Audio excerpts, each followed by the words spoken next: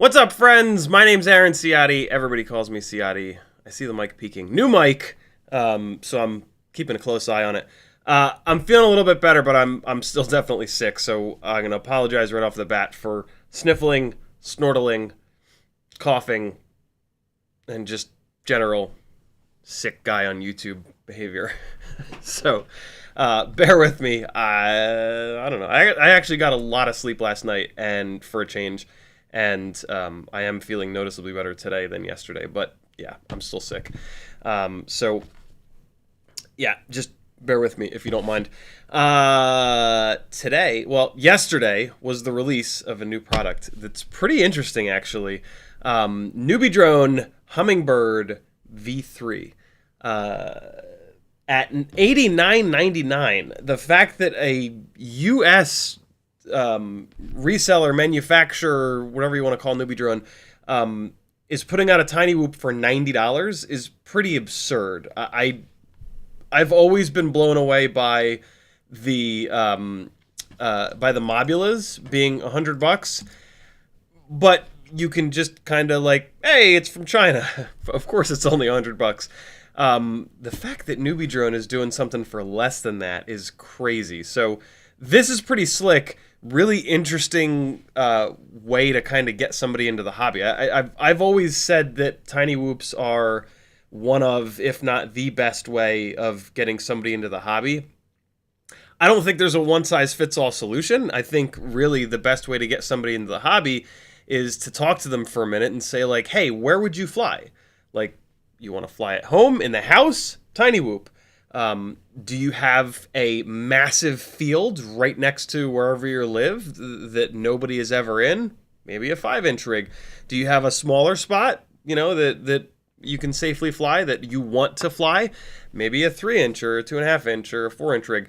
So I think I think that's a question, much like most questions. There's not just a one-size-fits-all solution. But most people have an interior space that they can fly around in. Not everybody, right? Like if you have a really small place and you have a lot of really expensive stuff in it, maybe TinyWhoop is not the way to start. But, for my entire, not my entire life, but my entire adult life until very recently, about a year ago, I was in 800, 900, 1,000 square foot apartments with a bunch of expensive stuff, really nice home theater, big ass TV, really nice turntable, stuff that like I don't want to explode. And I've railed TinyWhoops for a long time. So I really do think for like 99% of people that TinyWhoops are a really good way to get started. And cost is always up there, right? Like when you're starting something new, it's a shame, right? Like when you get into something, you don't want to pour a ton of money into it, if you're like me, in case you don't enjoy it or for whatever reason your brain can't do it. Like I specifically remember with FPV, it was like, I want to start as cheap as possible. I was unemployed at the time, so that helped. But I specifically remember thinking like, I want to be as cheap as possible here because I don't know if I'm going to be able to do this. I had a feeling I was going to enjoy it, but I didn't know if I was just going to be able to do it, right? Like certain things in life, I just can't do. And so, yeah, something like this being $90 makes it a really cool candidate for getting somebody new into the hobby. There are other products that are kind of more specifically geared towards getting new people into the hobby, right? This is kind of somewhere in between like the full-blown DIY side of FPV and the here's a $400, $300 beginner set with goggles, transmitter, quad. So this is somewhere in between there, which it's interesting, right? Like the beginner kits, I think they set someone new up for like hooking them by like the flight experience, right? Like, hey, you can move your eyeballs around 3D space like you've never done before. And that's a cool way to get them hooked and for them to say, I don't care what it takes, I will continue to do this. It's kind of important to get that, to drive that into somebody's head with how difficult FPV is, right? If you've got, and I think that's good for someone who doesn't have like a helper or like a friend that's already into FPV, right? This product to me is for when one of you beautiful people is getting a friend or a family member into FPV, where you can help them get bound, you can help them find their channel on the goggles, you can troubleshoot a couple of things here and there, and in the process, you can get them into a product that they can grow a little bit more with. Those beginner kits, in 6 months, a year, they're worthless. Like most people, myself included, put them on our shelves as like this funny reminder down the road, like where we started, but we never fly them again. And if we do fly them again, it's like one battery just for nostalgia, and then that's that. This is something that has the potential to grow with you. You can swap the motors, you can swap the frame, you can swap the plug to BT 2.0, which we might do here today. So yeah, and I love that. I really, really do, right? And that was another kind of thought. And that's one of the things that's a shame, because when you start off in something, there is kind of like this expectation of like, well, I'm going to waste a bunch of money now and I'm never going to fly this thing again or use this thing again. And that kind of hurts. This is awesome where it's like, hey, I can buy this now to start off with, and then it's good enough in theory that you can keep it running for a year, 2 years, keep upgrading it, keep using it, and really get your money's worth out of it. I mean, at $90, if you fly it 100 times, I think you got your money's worth, right? $1 a battery is a pretty good deal for when it comes to FPV. Just moving your eyeballs through 3D space, right? So yeah, this is a really cool product. This is also a Q&A live stream, as they all are. Fill the chat up with any questions that you've got. Tag me at CiottiFPV by just typing at CiottiFPV or just CiottiFPV, no space. And it'll light up in orange. Here's what that looks like, in case you were wondering. It only happens with me, although you guys can do it with each other. If I type rock crawler FPV into a chat message and I spell it correctly and I put the spaces or lack of spaces in the right spots, on Rockcrawler's screen, his name will show up on orange. So you guys can do this to each other. If you do it to me and you tag me, I will read your message. If you don't, I will not read your message. In the chat, Northern Tier FPV was first. Saucy Jack was next. Samarth K, Douglas Otwell, Adam Weston, Hempy FPV, Bobby Bags, Rockcrawler, FP Avery, Mr. Dr. Death, Saucy Jack, Brandon's Baked Beans, Morton Upshot, Hockey Rounds is here, Tongue Out FPV, Saucy Jack, License to Drive, Robert Rosser, CH3 FPV. What's up, everybody? Thanks for coming. Oh, wait, I missed a bunch of people. Michael K, Apache Smoke Wounded Sniper, Bob Bruce, Mick Mucus, Troy Prelog, Espander, Flush FPV, and I'm getting into duplicates here. Thanks for coming, friends. Today's going to be a good one. I have opened this, but I haven't hooked a battery up to it. I haven't done anything, so this is going to be like fresh, out-of-the-box kind of experience. It was sent to me weeks ago. Huge shout-out to Newbie Drone for sending this over. Very, very cool of them. Whenever anyone sends me a product, like I'm pretty impressed. Like, you got to really stand behind your product if you're going to send it to me, of all people, because I'm pretty harsh on stuff. Like, I'm pretty real. If there's something wrong with a product, I'm going to call it out, and I'm usually going to be kind of insane about it. So love that Newbie Drone sent us over. Very, very cool of them.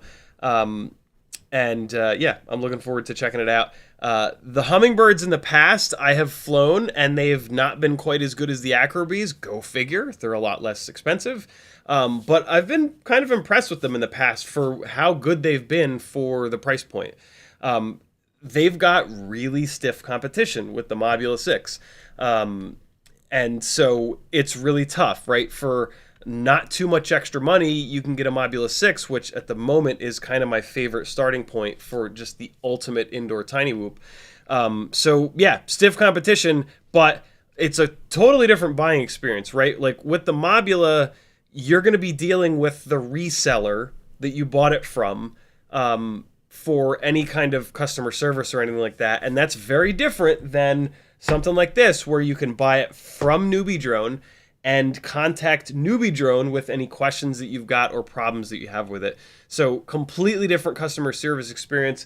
Newbie Drone is out in California. Dalton is their customer service rep last time I heard, and he's an awesome dude.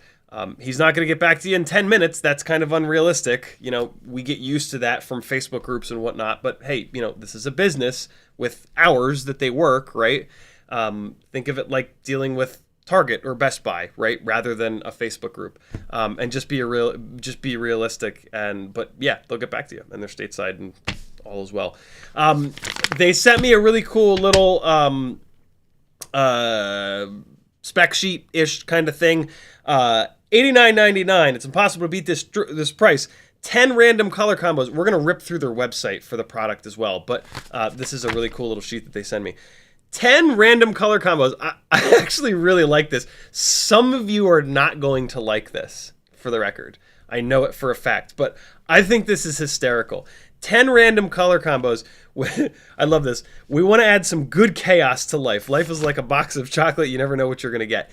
You can't pick the color. They just send you a randomized color, and they show you on their website. I just think that's hysterical. You know, maybe you've got your absolute favorite color that you have to have all of your quads in. Buy an extra set of props and an extra canopy in whatever your favorite color is. You want to have extra props, you want to have an extra canopy, it's fine. And then maybe the one that you get is the right color. I don't know. I just think it's cool. We don't see them. We are in the goggles. We don't see the color of the quad. How good or bad our rigs look or what color they are, it doesn't matter at all. It's other people that see them, and they don't have the same favorite color as you. I get it. It's going to be sitting on your shelf, and you want it to look cool sitting on your shelf. But we get all obsessed, myself included. Like I'm a terrible offender with this. We get obsessed with color, but it really doesn't matter. And I just think it's hysterical that Newbie Drone's like, nope, you cannot select your color. You are going to get a random color, whether you like it or not. I don't know. That's just makes me laugh. 802 Hummingbird motors, 25,000 kV. We find this to be the best kV in size for everyone. Those of you that have been around for a while know exactly how I feel about TinyWhoop motor sizing and kV. Basically, in my opinion, 0702s, 30,000 kV and above, or nothing, or death. I'm a pilot that, you know, I've been around a while, almost 8 years, and I've flown a lot, and I'm pretty good. So that is me. I kind of maybe think this statement is right. 802 versus 702, I'm still on the side of 702s because they're lighter and they have just enough stator volume for biblades. But, like, everybody's not going to know that, right? Like, everybody's going to look at TinyWhoop props. They're going to see 2, 3, and 4 blade.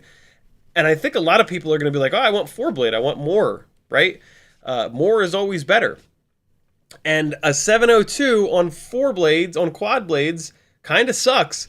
So, in terms of, like, picking a motor for everyone, I kind of think 802 might be a better option. And then 25,000 kV is light years better than 20,000 kV. I personally obviously would love 27 or 28,000 kV or 30,000 kV, but most people don't want that much power. So I'm kind of inclined to agree with them. You know, again, because of what this product is, this is not a product targeted at like hardcore racers, hardcore freestyle people. 0802 25,000 kV, you know, that was the first stator size in kV that came out 1.5 to 2 years ago that really kind of changed things and really made TinyWhoops, you know, go back and watch the videos, my live streams. It was like nuts how much better those were than brushed, obviously, but also than 19,000, 20,000, even 22,000 kV, which are all we had for like that first, I don't know, year or so of having tiny little brushless motors. So yeah, 802 25,000 kV is a really good number. It's also kind of cool because it works incredibly well if you decide to upsize it to, you decide you want to fly outside on a 70, and now a 75 millimeter motor-to-motor frame makes a lot more sense on biblades. So, and you know, again, for new people, that's a pretty easy upgrade. That's a no solder upgrade, right? Unscrew the motors, pull the AIO, plop it into a 75 mil frame, put the bigger props on it. You're good to go. You don't have to go in and do motor limiting. You don't have to kind of know anything. So pretty cool. I'm really leaning towards agreeing with them that for this particular product, an 0802 25,000 kV motor is the exact right motor. And, you know, I'm talking a lot about this because, in my opinion, the motor choice on a TinyWhoop, the motor choice on any FPV rig, let's be honest here, is the most important thing. It's going to carry the weight of the rig. It's going to turn whatever propeller you choose. So choosing a motor that's going to cover the biggest range of, as a bind and fly, right? choosing a motor that's going to cover the biggest range of propellers, frames, all up weights is a really good idea. So I think this is a great motor choice. Durable cockroach frame and canopy. Cockroach frame is balanced, best weight and durability ratio for most people. Yeah, the cockroach frame is, I've always loved it. I have gone to the Meteor 65 frame on my hardcore builds because it's a little bit lighter weight, but I talk all the time about how the cockroach frame is significantly stiffer. It's just a stiffer design. They use four supports in each duct.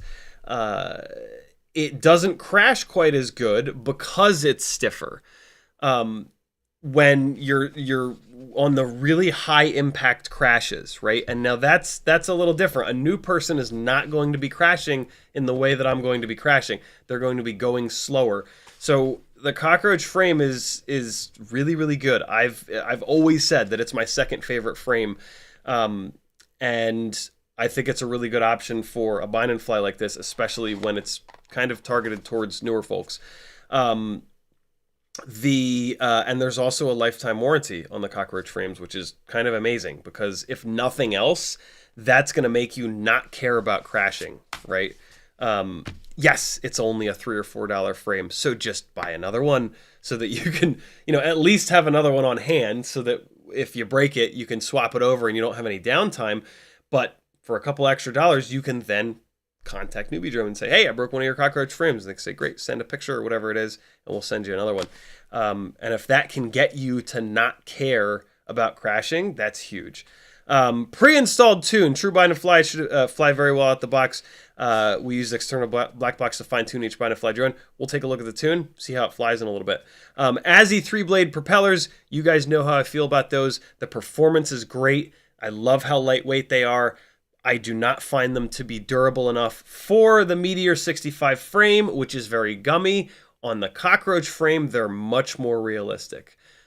So yeah, love that they're love the performance. Don't love the durability quite as much. But again, I have not flown the ASIs in depth like a lot on a cockroach frame in a long time. So the cockroach frame will definitely help with the one main thing that I don't like about the ASIs. True AIO board, built-in 25 milliwatt VTX, ELRS receiver, and LEDs. I've always loved that Newbie Drone puts a bunch of LEDs on their AIOs. It's just so cool. ELRS on board, huge. 25 milliwatt VTX. I think all of the Hummingbirds have been 25 milliwatts max. I have never, not never, I have almost never run a TinyWhoop anything above 25 milliwatts. It's plenty of power, and I actually find that like when you're flying a TinyWhoop near yourself, which is 99% of the time, 25 milliwatts has less multipathing because it's just less power to continue bouncing off the hard surfaces. So every single one of my TinyWhoops runs at 25 milliwatts, regardless of whether or not it can do 100 or 400. Although none of them can actually do 400. So yeah, totally fine with the 25 milliwatt thing. I think it's kind of a good idea. Also, like, let's be real. With a TinyWhoop, if you're pushing range and you go out of range with 25 milliwatts, you need to get your ass back. Like, it's almost a good thing because it's gonna remind you, like, yo, you're going too far. It's a TinyWhoop, for Christ's sakes. It can't go that far. Come on home. So yeah, 25 milliwatts, I don't think that's a bad thing at all. I think that's completely realistic. Nitro Nectar connector golds. We've tested this in the past. It is definitely better than the non-gold PH 2.0 connectors. Would I prefer BT 2.0? Sure. Are all of the Nitro Nectar batteries PH 2.0 still? Yep. Obviously, that's why they chose it. We'll see how it performs. Like I said, we might move it over to BT 2.0 so you can get a head-to-head. I've done that a bunch of times before on this live stream. You get slightly better performance on BT 2.0. You have to solder, and it's not the easiest soldering job. So yeah, BT 2.0 is copyrighted by Betaflight, and so that is probably the main reason that they didn't choose to go to that connector. Certainly not the only reason, but one of the main reasons, of course. We do now have the new GNB connector. I would love to have seen that be the connector that they chose, but that connector is fairly new. I haven't seen any battery manufacturers switch over to it. Technically, yes, you can run the regular BT 2.0 batteries on it, and they say like you just push a little bit harder on the connector. I don't know. Newbie Drone's Nitro Nectar batteries have the PH 2.0. The PH 2.0 has been fine forever. It is a definite difference, but this connector is going to work totally fine. We're going to rail this thing around the room today, and you're going to get to see that it works completely fine with this connector. So, yeah, opportunity for improvement there maybe in the future, but the PH 2.0 has the gold-plated red plastic connector, and I was pretty impressed when I tried that out. And then the last point here, US-based customer service and unlimited frame warranty in the United States. That's a really big deal, yo. That's a really, really, really big deal. Trying to get tech support from Happy Model is going to be more challenging than from Newbie Drone, period. No questions asked. So, yeah, really, really, really good thing that we've got more US-based options. As I said, I'm still dialing in this new microphone. I just adjusted it a little bit. So, yeah. Let's dive in. Let me get caught up on chat and then we'll kind of dive in. Hey, but first, this is my full-time job. I am supported completely by you beautiful people. Head on over to CiottiFPV.com for different ways to support me. Click the thumbs up on this, subscribe to the channel, do all the YouTube things. That's super helpful for the algorithm, of course. But yeah, the reason why I'm able to be so mean about things and realistic about things is that you guys are who pay my bills. I'm not taking money from companies, and so when I review a product, I'm not like, well, I don't want them to not send me X, Y, or Z dollars or another product. Like I said, it's amazing that Newbie Drone sent this to me. It means that they're really confident in it.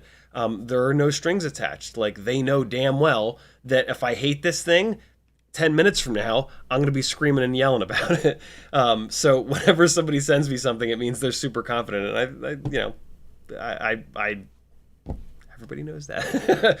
when like a new company comes to me, I'm very honest with them. And I'm like, hey, this is a crowdfund kind of operation. Watch a couple of my live streams if you haven't already, just to kind of get a feel. So yeah. A bunch of different ways you can support me. Patreon helps me out the most, and you get the most benefit from it. You're going to get full access to my Discord with all these beautiful people in the... When am I going to remember? It's this direction. All these beautiful people in the live chat. Really unique community of folks who are into refining FPV. Like, this is not the best spot for somebody that's absolutely brand new. This is the best spot for someone who is up in the air and wants to get better, build better, buy better parts, that kind of stuff. And yeah, the community of folks is pretty unique in that, like, we're all super ultra nerds with this stuff, and we're looking to make rigs fly and for us to fly as good as we possibly can. Kind of going from good to great rather than going from nothing to up in the air. So you're going to get access to the full access to the Discord. You're going to get access to a YouTube playlist with almost 90 unreleased videos, Patreon-only live streams, sketchy flying, edits that are half done that I want your opinion on, the music choice, stuff like that. Really cool stuff there. There's 2 different Facebook groups, and there are tiers where you're going to get in on monthly giveaways. And then, of course, the undying love of the gangliest gangly and all the ganglies in FPV. Your buddy, CiottiFPV. There's also an Etsy store where you can buy yourself something cool. There's a Teespring store where you can get shirts like this with Clam Man on it, reminding you to never give up. There is a Fiverr page where you can work one-on-one with me. The 3 things that I do that I think I have the most value are flight instruction in the simulator, live flight instruction, build planning so that you stop buying ESCs that catch on fire and other components that just suck, and I told you I'm sick, man. My brain is not quite with it.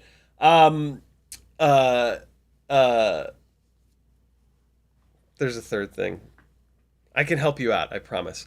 I've been doing this for over 7 years. When I was new, I had so many questions that I had such a hard time finding real, legitimate answers to, and I would have definitely paid to spend a half an hour with somebody and just dump questions on them that I want good, real answers to, and that's what I can do for you. You can let me drive the phone call because I've helped a lot of people. Tuning is the third main thing. Yeah, you can let me drive the phone call, and I'll hit you with a whole bunch of stuff that is really high value because I've been new and I've worked with a lot of new people and I kind of know the things that are the most important. Or you can drive the phone call, and like I said, if you just have a ton of questions, just hit me with them and we'll talk through them. So yeah, take advantage of that, yo. And then I have a whole bunch of affiliate links over there. Affiliate links are free money. 1 to 6% of your total shopping cart comes as a kickback for suggesting X, Y, or Z website. When you're doing an order on the internet, there's probably a content creator whose stuff that you love watching that has an affiliate link to that website. Take a second, try to find an affiliate link before you check out. That person will be able to make more cool stuff for you to enjoy on YouTube or any other service. In the chat, like I said, if you tag me, I'll read your chat comment. Apache Smoke Wounded Sniper tagged me and said, "What's up, CiottiFPV? How you doing today? Feeling better? Hello, gangly gang. How's everybody doing?" I'm definitely feeling a little bit better, but I'm still. Mr. Dr. Death says, "Hi, CiottiFPV and gang. Hope you all are doing good." Rockcrawler says, "Hey, CiottiFPV and gangly gang." Brandon's Big Bean says, "JB is a juicy mess when sick or has allergies, so you'll be fine, no shame." Yeah, Joshua was sniffling and snorting before me, so I was like, all right, well, at least everybody's used to it. So, Mr. Dr. Death says, "Hope you're doing better." He also says, "I'm happy I don't have that many problems with my motion sickness anymore, like in the past in FPV. It's like a therapy for me." Whenever anybody mentions that FPV is therapy for them, most of you that have been around for a while are probably sick of me mentioning this, but if there's new people, I've struggled with mental illness all of my life, and I've always find it necessary to remind you that FPV is maybe kind of sort of a form of self-therapy, self-soothing, but if you're having mental illness issues or you just need to talk to somebody, talk to somebody. Go, talk therapy has changed and probably saved my life. Like, and I'm not saying that like as a meme, like for real. It's a really big deal. Most health insurance covers it. You'll maybe pay like $20, $15, $25. Go, please go. It will change your life for the better. It will not make your life worse. Going and talking to a trained therapist you will never walk out of there ruined it will just only it will either do nothing or it will make your life markedly better, and it will probably make your life way better. So do it. Even if you don't think that you have mental illness shit, go do it. They're the person that can tell you if you do, although a lot of times it doesn't matter, right? Like, whether or not you have it, it doesn't matter. Their job is to try to help you through life and help you through hard things. And they do a really good job at that, right? Like, when you go to work, you do a good job, right? Yeah. Most people are kind of like that. So yeah, talk to somebody. There's plenty of like online resources if there's nobody in your area. Sometimes it can be hard to find someone in your area, which is just incredibly frustrating. But so yeah, do it. Don't let FPV be your only form of therapy. Talk to someone, live a better life. There's no reset button, yo. We are here for a limited amount of time. Let's be as happy as possible in the time that we're here. And yeah, these are the people who can help you with that. So do it, yo. One of the biggest helps that if you're still resistant, check out Healthy Gamer GG. I'm typing it into the chat right now. Healthy Gamer GG. That is a YouTube channel by Dr. K. He is he's a therapist trained specifically, not trained, but who specializes in gaming addiction. What that basically means in the grand scheme of things is that he's not a 70-plus-year-old talk therapist. He's in our generation, and that makes a lot of the stuff that he talks about a lot more dialed in for us. So yeah, watch a couple of his videos, watch a bunch of his interviews. Those are really, because those are what will open your eyes into the amount of progress you can have in a talk therapy session. So check out his channel, watch a bunch of his stuff. And he's got a coaching program. He's got all kinds of good stuff going on. Let that be your starting point. And yeah, live a better life, man. It's a big deal. Where are we at here? CH3 says, what's up? Abraham says, does the new Hummingbird use their super annoying proprietary motor plug still, or have they moved past that?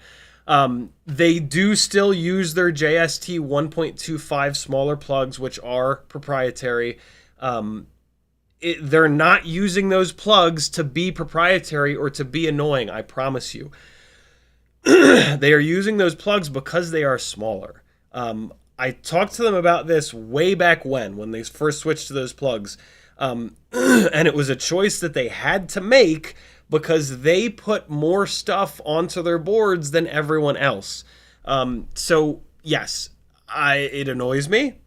I wish they didn't do it, but the reason that their boards are able to have all of the things that they have are because of the proprietary motor plugs.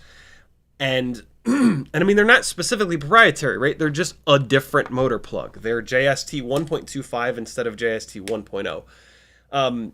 Nowadays, most motors have pads on them. Most of our little tiny motors have pads on them. And you can buy the JST 1.25 plug. So it's a lot less of a problem. I don't love soldering to those little tiny motor pads. It's totally doable, but it's tough. So yeah, I don't love it, but it's there for a reason. I don't know what else to say about it. CiottiFPV says, looking to get into TinyWhoop racing. Should I buy a pre-built or build it myself? What do you recommend? I run HD0 and ELRS. You know, it's a really interesting question. With TinyWhoops, buying a bind and fly is a lot less of a pain versus like with bigger rigs. Because of how easy TinyWhoops are to work on, right? Like my ultimate freestyle TinyWhoop is based around a bind and fly, just because it comes with my favorite canopy camera AIO in it, and then you just unplug the motors that it comes with, put on a better set of motors, swap the frame, swap to BT 2.0, and away you go. So yeah, if you can, here's what I'll say. Take a look at what the top racers use. Try to find a bind and fly that has a bunch of those parts, and then it kind of makes sense. Although on the flip side of that, TinyWhoops are so easy to build that why not just build it from parts? So yeah, I don't know. I guess it maybe depends on how competitive you want to be. If you're a competitive person, I would just build it from scratch. Look at what the pros use. I've created a racing build over on Joshua's website, fpvknowitall.com. Which has the most popular racing setup. And so you just scroll down here to, nope, there's my freestyle build. Here it is, full tilt TinyWhoop race build. I've spent a ton of time writing this text. Do yourself a favor and read it. And there's a bunch of text on each individual item here as well. So yeah, this is a really, really, really good starting point, and it's a very easy build. So that would be my recommendation for if you want to get into racing, because there are some specific things. This is targeted towards racers. There's actually on this info sheet here, the target audience is all FPV racers, beginner, intermediate, expert. So this is, in theory, going to be a good starting point for you for racing. We're going to take a look at it here in a little bit. As soon as I get caught up on chat. I'm almost caught up on chat, it looks like. Robert Rosser says, I seen a guy with a drone chasing drift cars at LS Fest yesterday. Looks like he got some great shots. You will struggle to go to a drifting event and not find someone chasing them. It's really saturated. And yeah, even like small local drift events, there will usually be a local pilot chasing them around. It's pretty cool to see it. Denzel the Turbo says, hi kids, hi CiottiFPV. Athix says, Healthy Gamer is an awesome listening experience. Thank you for the recommendation a while back. You're certainly welcome, Athix. Like it sounds very cliche, but if you give it a chance, Healthy Gamer GG will change your life. It just will. It's just great. It's really, really, really good stuff. And yeah, like I said, even if you don't think you need it, just do it anyway. Take a couple hours of your life, and it'll help you. You'll learn how your brain works, and goddamn, is it nice to know a little bit more about how your brain works. So let's dive in, friends. This is what it ships in, and as you open the box, you will get to see. Oh wait, hold on. Let me hit their website. I want to hit their website real quick because it's brilliant. And look, here's all the different colors: red with clear, blue with clear, teal with clear, yellow and clear. I love this one, all clear, but then look, the rainbow different colored props. I'm such a fan of that look. Each prop is a different color. And then all teal, all blue, all yellow, all red. Look, there's no selection. You can just buy it, and like the picture that you click on doesn't select your color. You know, if there was a color selection, it would be a little drop down here. So you literally cannot pick your color. I mean, you can click the color that you like best and then hit add to cart, and maybe you'll get it. But it's not.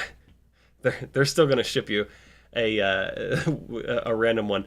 Insane fun, insane price. I'm just blown away that it's $89.99. I don't understand how they're doing that, but more power to them. All-in-one, built-in everything, true all-in-one board, onboard VTX, ELRS receiver, RGB LED. We already talked about that. Here are the LEDs, by the way, here on the corners.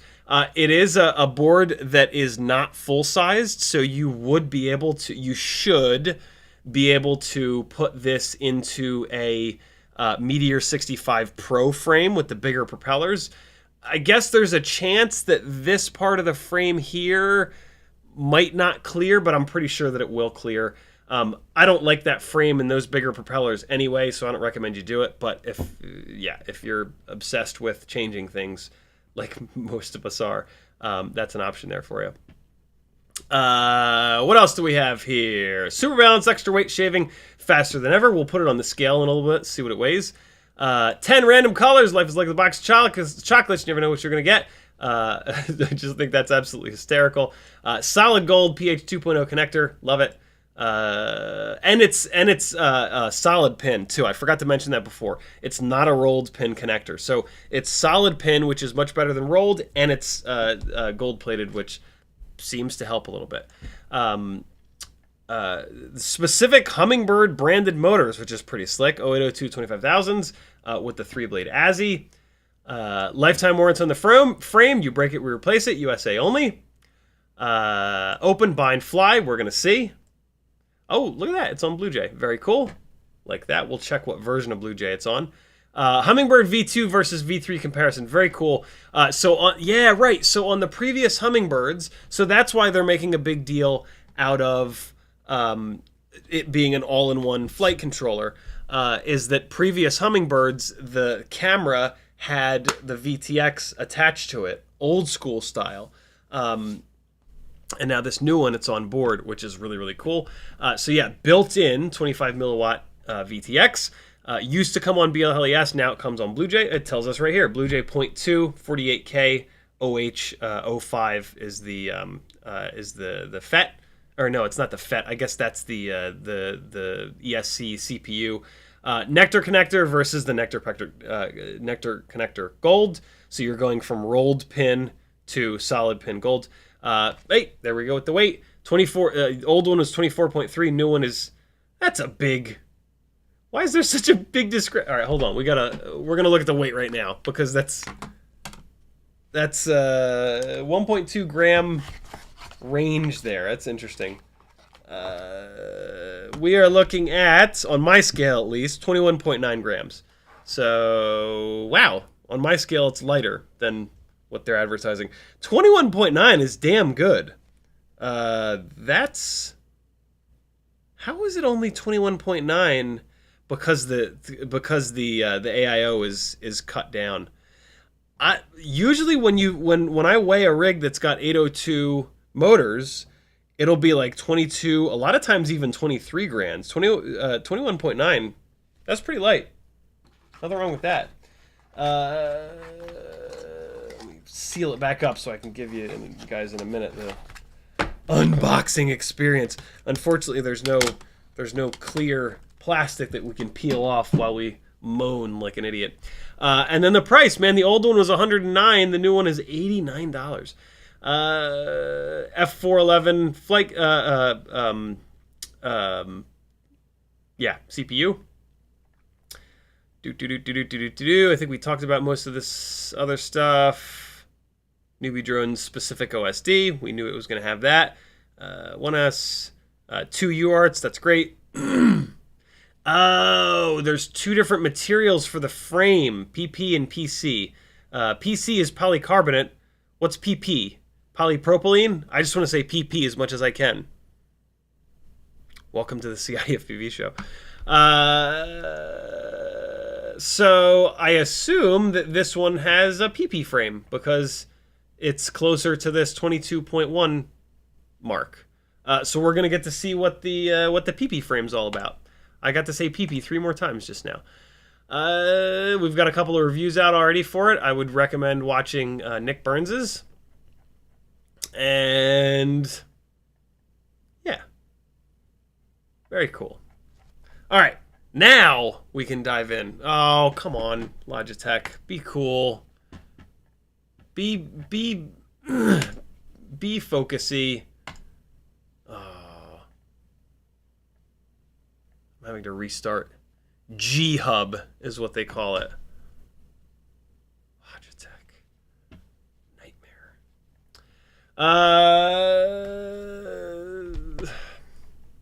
Come on. Launch. Launch Logitech software. There it goes. There it goes. It's going to be magic in a second. Hey, there it goes. It's already starting to focus. So this is the box that it comes in. And as you open the box, you're going to get to see what color you've got. And in our case, we've got teal on teal. Teal propellers and the teal canopy on the clear. Oh, yeah, on the clear frame. Yeah. This frame is definitely a little more gummy than the normal cockroach frame. I can tell immediately. And then it looks, I don't know if they're gonna get, so this is, this is them sending it to a reviewer, so I don't know if this is gonna be like what you guys get out of the box, but they've put an extra set of propellers in here for me. I would assume that they would do the same on the production one, but don't quote me on that. And the extra set of props are yellow, which is pretty cool.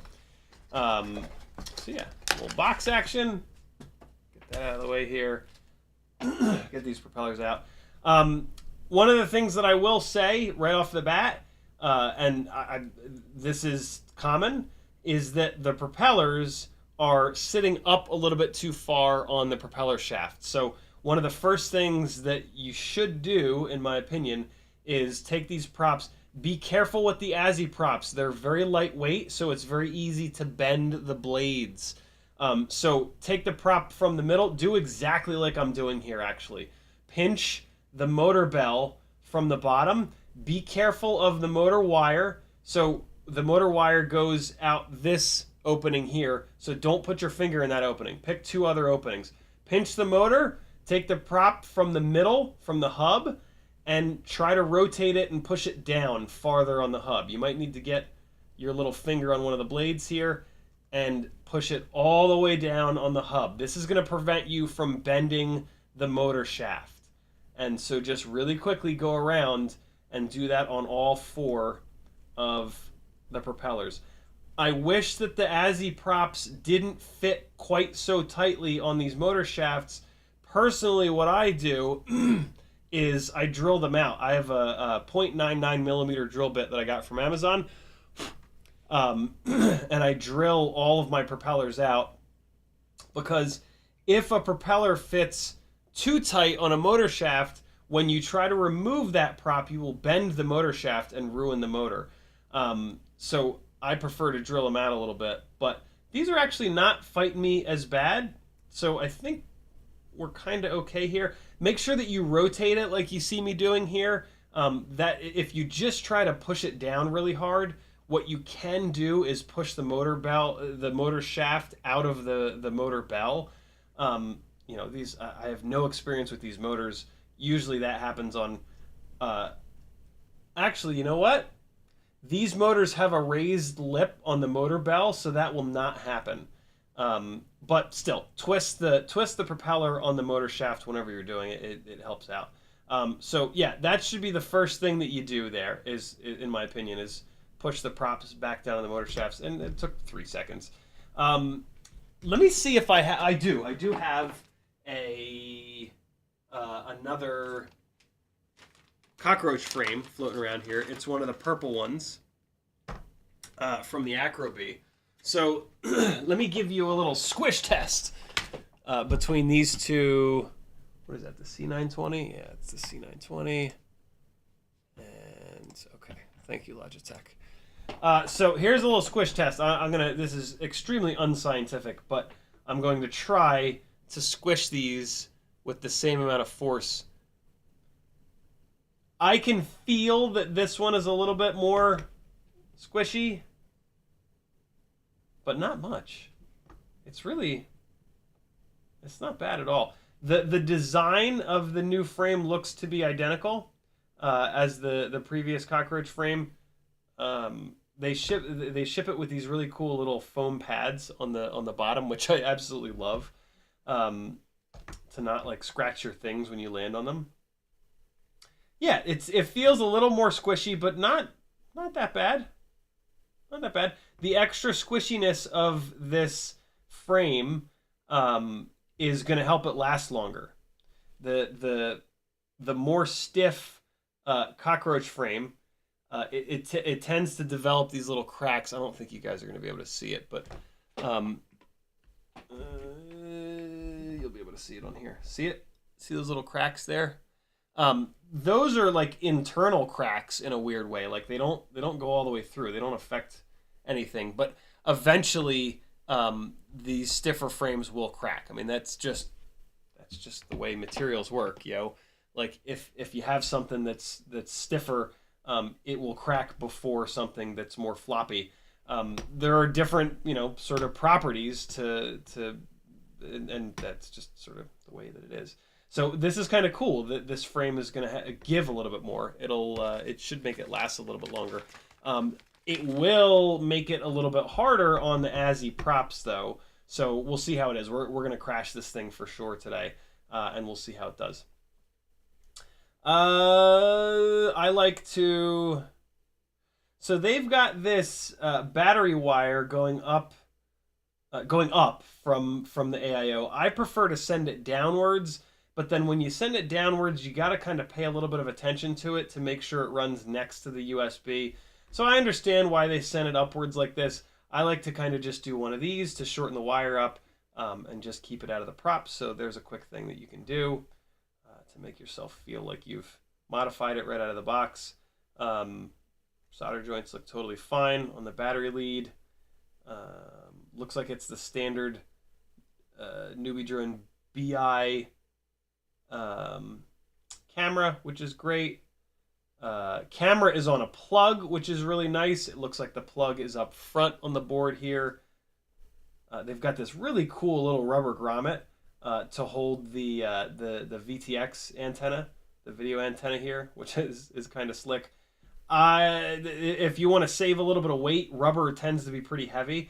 You could definitely remove this little rubber piece here that goes through the Goober canopy to save fractions of a gram. Every fraction of a gram helps though, especially on a TinyWhoop. And then they've got the ELRS antenna peeking out of the canopy here. So super clean little build. We're also going to try it on the Gemfan biblade propellers, which are my current favorites, and see how that is. But let's get it bound. Well, let's try to get it bound. ELRS can sometimes be a little bit of a challenge, and get it up in the air. So let's check their website here for a little manual. I like to try to kind of give you guys the experience that you would get buying this thing, and that includes how do I bind it. So what do we got here? Power plug, BTX, receiver, OST. I mean, usually the binding, here we go. Binding instructions, power on drone, push the bind button under the flight controller to get it into bind mode. This is the important part. If your remote control is not ELRS 3.0 or above version, you will need to update your remote root controller to ELRS 3.0 version because Betaflight 4.4 will no longer support any lower version than 3.0. So, I personally have a bunch of rigs that are stuck on 2.5. So my main ELRS module is on 2.5. So we're not going to, I don't want to update it because I have rigs that need it. So I'm going to remove this one. Luckily enough, one of you beautiful people sent me another ELRS module that I do have on 3.0. So we're going to throw that one in. And let's just see if it'll magically bind right out of the box. We'll probably have to move it from AETER to TAER. So we'll probably have to put it into Betaflight regardless here. But let's just see if it'll bind without doing anything. Newbie drone rigs have been, I think, the only ones that have ever just bound without a huge fiasco of ELRS. So I'm cautiously optimistic here. Version 3.0.0 on the module here. Well, let's do it. It's going to be kind of upside down, and you're not going to be able to see it. That's totally pointless. Holding the button on the module, and now I'm going to go down, down, down, down into bind mode. Hit the button, and now it says press to send bind request. So now we're going to look on the bottom of the AIO. Did say on the bottom, right? Push bind button under the flight controller to get into bind mode. Where's the button? There's the button. It's on the opposite side of the USB. When you're pushing bind buttons, use something that's non-conductive in case you miss it and hit pads that are voltage and ground. You don't want to short those out. So let's take a Nitronectar Gold battery here. And so it just says to push the button. Power on the drone, push the button. Okay, cool. So we've powered on the drone. And now we're going to push the button. And it'll usually make the LEDs flash in a specific way. And I've pressed to send binding request. It said binding for like a split second. And then it went back to the menu. So, in theory, it is now bound. But the switches might not be what my switches are. So we're gonna get it into Betaflight and take a look. But before I do that, let me just do it again. Let me just hit the bind button again. There's no harm in binding it twice. The transmitter just vibrated, and usually that means that it's bound. So it's probably bound. We're going to pull power from the quad, and now we're going to hook it up to Betaflight, and we'll see if we have communication between the transmitter and the controller. That's another good sign. When I powered it up again, this vibrated again, so it should be bound here. I meant to launch Betaflight ahead of time, and I forgot. Look at those LEDs going all ham. They're on the bottom of the board. I love that Newbie Drone puts LEDs right on the board. I can't believe that Happy Model doesn't do that. Addressable LEDs, I should say.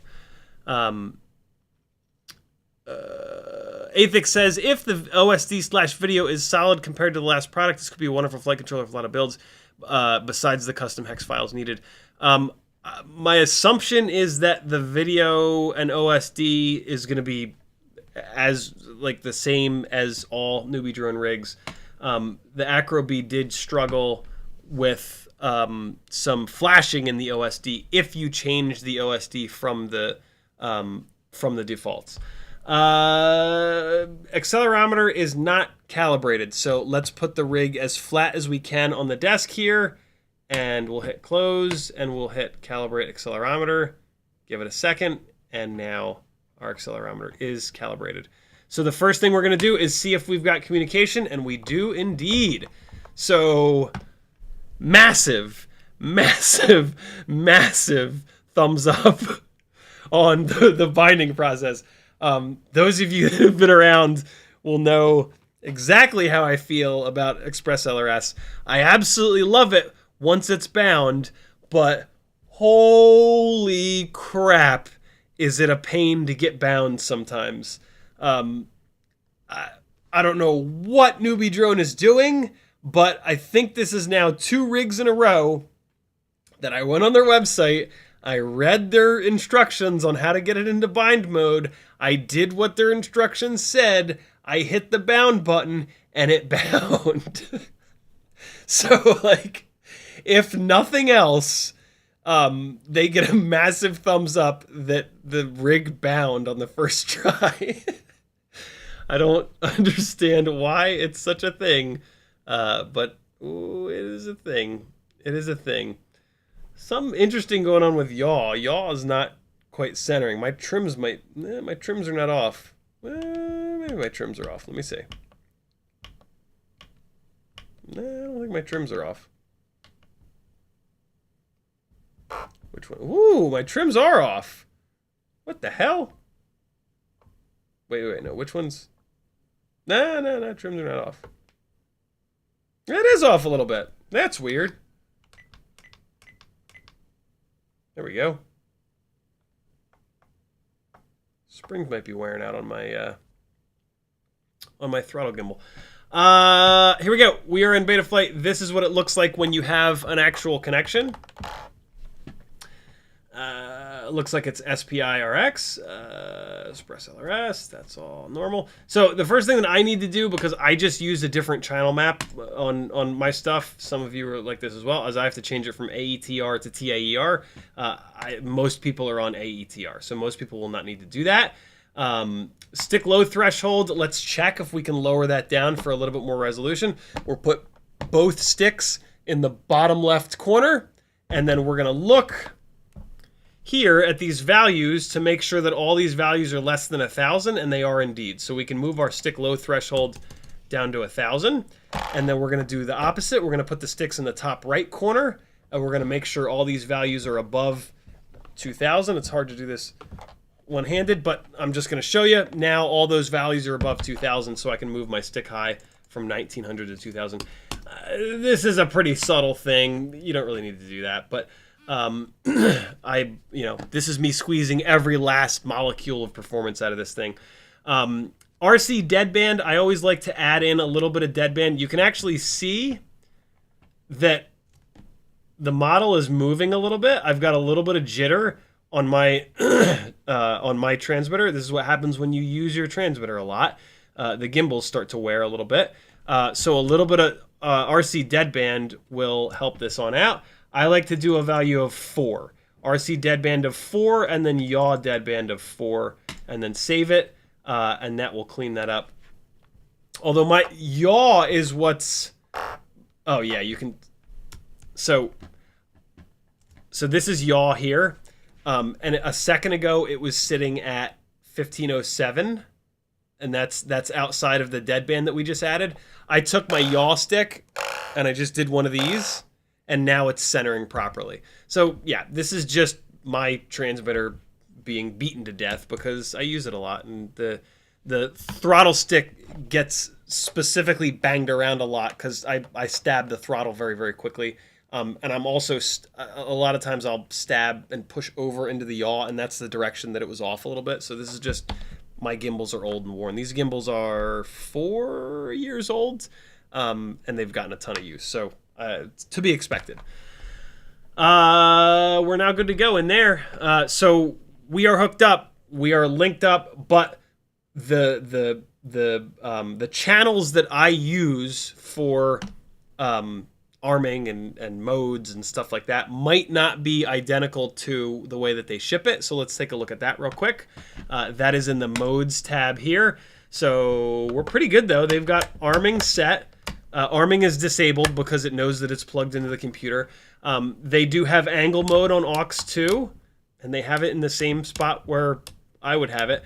I actually don't personally use angle mode, so I'm going to kill that. I use horizon mode in the all the way up switch position, just as a, oh my god, I lost video, let me get the thing back to level and increase the throttle to hopefully not lose the rig.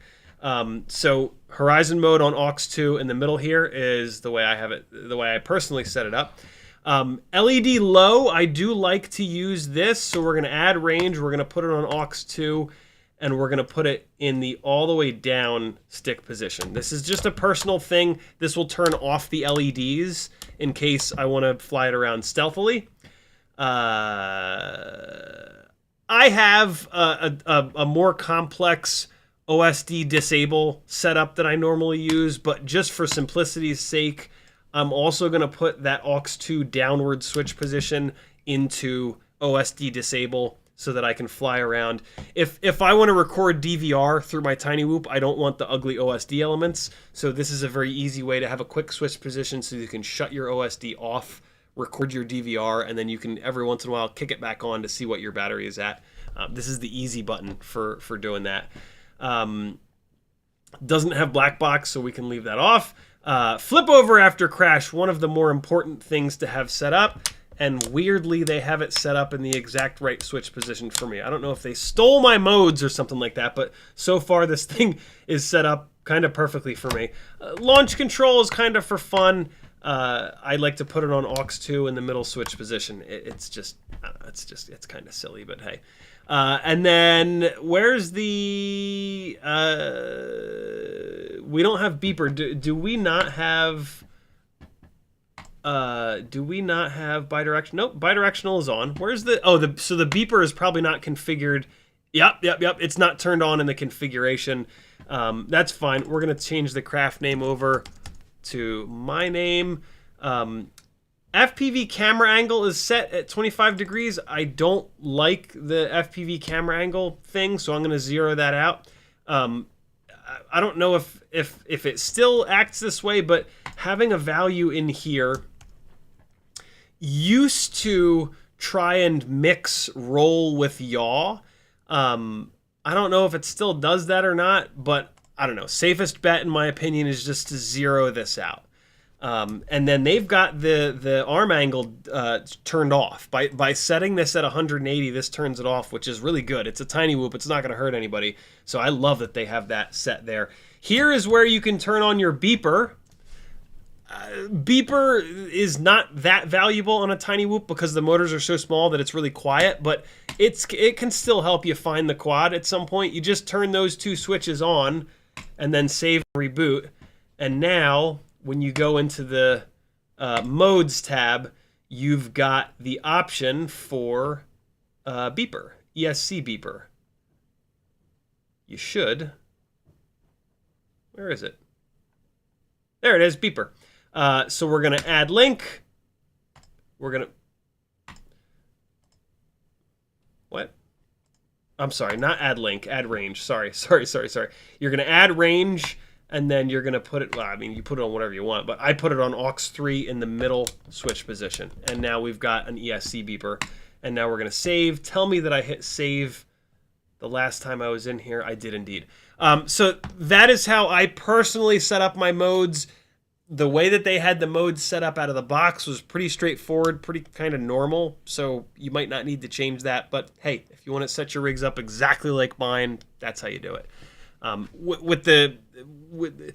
In other previous live streams, I've shown you the more complex but more customized way of turning off your OSD and still leaving on the warnings. You can check those out or ask me in the chat in a future live stream and we'll go through that. But we're not going to go through that here today. That's pretty much everything. I don't want to go too crazy right off the bat here with custom settings. I want to fly it relatively stock and then we can start messing around with it. Minimum cell voltage 2.9, warning 3.2. Awesome. They've got the capacity set. I've never seen a quad come with the capacity set. That's awesome. That helps with the OSD warnings. Ooh, OSD. Let's see what the OSD looks like out of the box. Pretty standard stuff. Name on the bottom. Yeah, this is pretty much how the OSD is almost always set up right out of the box. So we'll leave this OSD alone just for the time being. Maybe I'll drop mine in there at some point. They've got the LEDs addressed. Look at them. Yeah, so they've got some custom stuff going on on the LEDs. Looks like they have them set up with the Larson scanner. I usually turn that off, but hey, that's just me. VTX table is set in here. We already looked at the OSD. Bidirectional D-shot is on. Absolutely love it. Motor idle %10. So that's about right for a TinyWhoop. Motor poles is set to 12. That's great. D-shot 300. Yeah. Wow, they do have a custom tune on here. Woo, boy. Do they ever have a custom tune? The damping slider is pushed all the way up to 2.0. Tracking is at stock 1.0. Stick response feed forward is down at 0.3. My man. My man. Whoever did that at Newbie Drone, I want to shake their hand. Folks that have been around a while know that I don't like feed forward. It makes it kind of jittery. Racers tend to love feed forward, but for cinematic stuff, for freestyle stuff, which is my deal, I think feed forward just makes the footage look too jittery. I'm in love with a low stick response slider, but that's just me. I feel like I'm in the minority there. Eye gain slider is turned way down. That's interesting. All the way down to 0.3. Pitch damping and tracking at 1.0. Master multiplier at 1.3. Okay. This has a very custom tune on it. Like, these sliders look, I mean, they're all over the damn place, right? Like, all the way maxed, all the way down, all the way down, all the way down. Very cool. I like that. That's a good thing, man. Somebody spent some time on this. And this is on Betaflight 4.4, which I haven't really messed with much yet. So yeah, I'm probably going to end up changing some of these things, but this is a for real custom tune. I am going to put my rates on it. Looks like they've got it set with actual rates. That's great. And they've got nice soft rates here. Very cool. I like this rate profile. I like it so much that I'm going to change it to my rates. But I mean, once you've figured your rates out, you know, you tend to just run those rates. And we've got 0.7. I run pretty extreme rates, for the record. I would not really recommend anybody run these rates. But hey. Throttle midpoint and throttle expo we're not going to dive into quite yet. We'll take a look at that down the road. Filter settings. Filters are very standard. That's interesting. They have bidirectional D-shot turned on, but then they don't have the actual RPM filtering turned on. But they do have 3 dynamic notches. Again, I'm not going to touch it. I want to fly it and see how it is out of the box. Yeah, we're good to go. Let's see how this thing is. Nitro Nectar Gold battery being plugged in here. Let's see what direction it wants the slot to be in. Slot down. So let's go in here like this, and a little bit of that. And up. I'm going to have to get the... Where's my... Hold on. Where is my VRX? Why is it not? Let me turn it off and on first. Oh, it's not even showing up. Hold on, I'm gonna have to unplug it and replug it. Stand by, friends. Unplugging, replugging, and hopefully that will get us rolling here.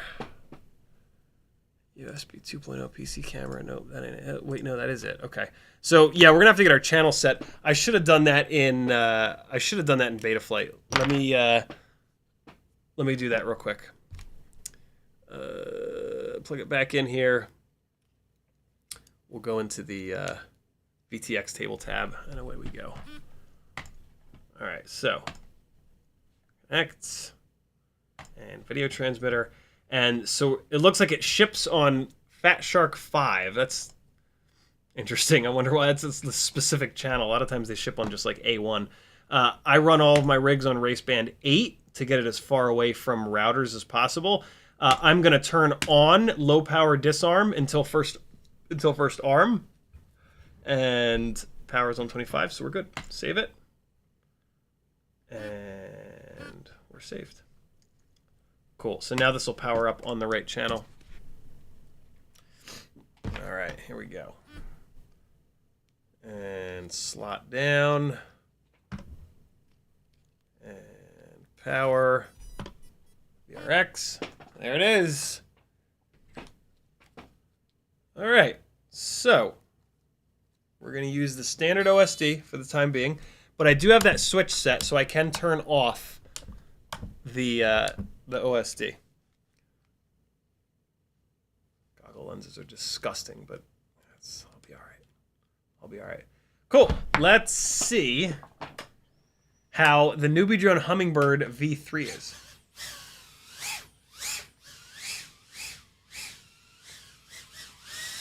So I can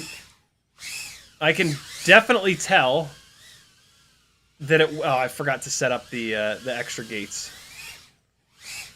Wow, this is really good. What I was about to say is I can definitely tell that it's not like a 22, 23 gram rig. Ciotti loop right off the bat.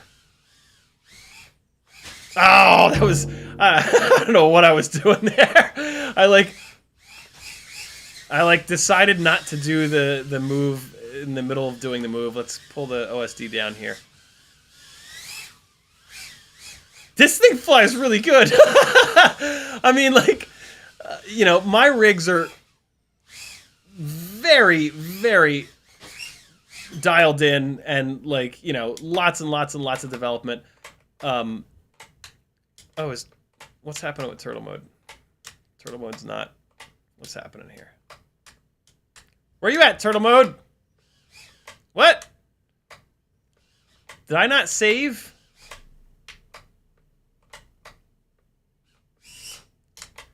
Oh, that's interesting. Hold on. Let's see what's going on there. When I want you to flip over, you won't. Okay. Turtle mode, switch position, arm.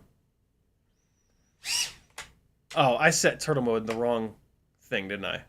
Yeah, I did. Okay, that's my bad. I was going to say, I thought there was a delay in turtle mode there for a second, but I just put it on the wrong switch position. Whoa, okay. Yeah, wow. It flies like... it flies like a 21-point-something gram rig.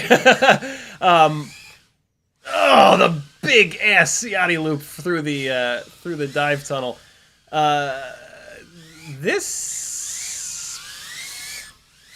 If this was your first rig, you'd be a lucky you'd be a lucky MFer. For a beginner-ish, I'm gonna stop calling this a beginner rig just because it's $90.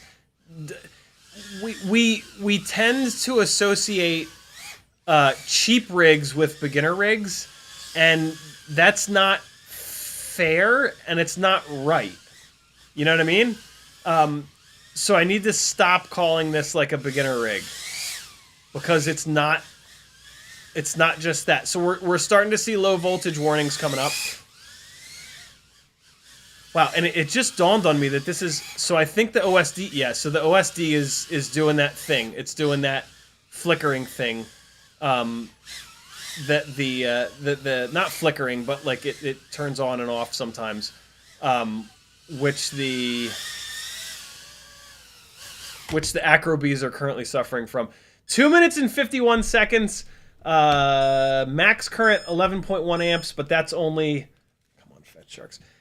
That's only from the last time that I armed it, so that's not really a great number to look at.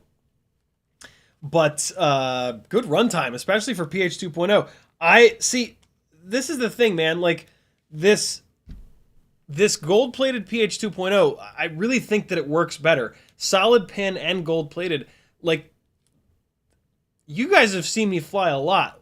Like, that flies really decent. Like look, if something is truly underpowered, it's all you guys know. It's all I say the whole time I'm flying. Like, oh, this feels so fat. This feels so heavy. Does it have less power than the rigs that I normally fly? Absolutely. The rigs that I normally fly are like nitromethane fueled maniacs. This for a beginner, man, like, oh, I said it again. This for someone that's buying bind and flies and not changing anything, right? That's where we need to be. Really good. I'm really impressed. I kind of just want to fly it some more. I'm digging this. And so we also don't have. Hold on. Let me set up some of these. Let me set up some of these gates real quick. Like, hold on. Yeah, damn, yo. Great job, Newbie Drone. I mean, the way that the rig flies is, for the most part, like 95% of what matters, right? There's obviously other stuff, how durable it is, how durable it is is really the other big thing. But damn, yo, that flies great. I'm setting up setting up the CiottiFPV gorgeous LED gate right now. And all right, there we go. So we got the two super cool looking gates. I wanted to get an LED gate set up because for racers, a lot of times there are LED gates. So I want to show you what the video looks like when you're flying towards and around LED gates. So let's dive back in here. I don't know if we're going to have time to switch it over to BT 2.0, friends, but this thing flies great in so far. So I don't know, man. I would love to see like a spec racing league with or even like a spec freestyle thing with these. This is really good. I didn't expect this to be this good. If you couldn't sort of tell already. We're not going to spend much time up here because the puppy is up here. But I want to give this a little bit of space. Oh God, the puppy's going to eat it. No. Oh my God. Oh my God. Hold on.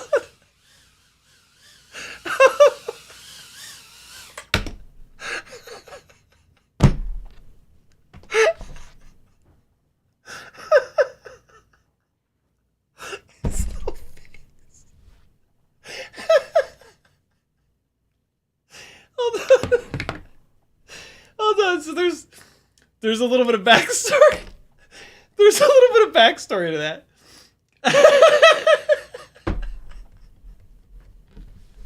Oh shit! Oh dude, like my whole life flashed before my eyes. All right, so we've got this puppy. His name is Teddy. We've had him for a couple weeks. He's like 15 months old. He's a bad boy. He's a bad little puppy. He's been eating shit, and so I've been very, so dogs eat TinyWhoops, like that's a thing, right? Oh God. And so I've been really careful. Also, Maggie's old dog, Duke, he did not like quads. He did not like TinyWhoops. He like whenever anything beeped, like the charger, the whoops, anything, he would start shaking. Like it was really sad. It really made me feel terrible. So with Teddy, I've been trying to like very gently introduce him to these, but with him being so like mouthy and chewy and destroy-y, I've been like, well, I can't crash near him because he will more than likely just eat the damn thing. And so when I went upstairs just now, as soon as I went upstairs, as I was talking to you guys, in my head I was thinking, okay, for the love of God, do not crash the rig that you're reviewing and have Teddy eat it and destroy it on that same live stream. And so then I do that move that I was trying to do. So the room, here's the walls of the room, and then here's the high vaulted ceiling. The move is I fly up the wall and I give it a big blast of throttle. I let it stall out as I'm pitching back, and then I fire it up the vaulted part, and then it follows the other vaulted part. It's this massive full room power loop. And I didn't expect this to have the kind of power that it just did, which led me to smash into the ceiling. And like, as soon as it hit the ceiling, I was just like, oh, you're kidding me, right? And then as it was scrambling through the air and falling, I thought, well, it'll probably be on the other side of the room from the dog, and it'll take him a second to get over to it, and I can turtle mode it over and get it out of there. And so when as soon as it landed, his little face was there. I was just like, it was a split thing. I was like, he's gonna eat it. But then I was like, oh, he's so cute. And I just armed it and got it out of there. Oh shit! What a it was just like all the emotions all at once, like fear, life flashing before my eyes. Oh, look how cute he is. Oh my god. FPV is the greatest thing in the fucking world, man. TinyWhoops is the greatest thing in the world. If you're not flying 10 TinyWhoop batteries a week, man, you're missing out. Come on. TinyWhooping. Oh, shit. All right, let's fly the rest of this battery. Oh, that cute little face. He is the cutest dog ever. Here, let me show you guys Teddy. I'm going to show you guys Teddy from a distance this time, though. Hopefully that didn't... There he is. Hi, buddy. Look at him. He's always got a little toy. Look at him. Oh, no! He's trying to get it.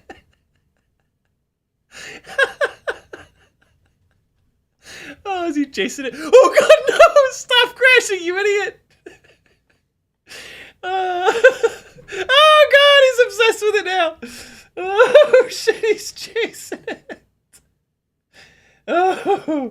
Oh, he's the most adorable dog ever. There he is. Oh, look at him. Look at him. He loves it. Now he wants to eat it, though. All right, let me get it downstairs before he eats it. Ah! Okay. Oh, God, I can't fly right. I'm like... When you laugh really hard, like you get all like weak, like weird. That's where I'm at right now. Hold on, okay. Ugh. All right, we're getting low battery at. See, there goes the OSD again. Newbie Drone is aware of the OSD thing. They'll get it fixed. It'll be a hex update at some point. Oh God. Yeah, they'll get it fixed. Oh no, right. Oh, I have it on the wrong switch position. Come on now. What?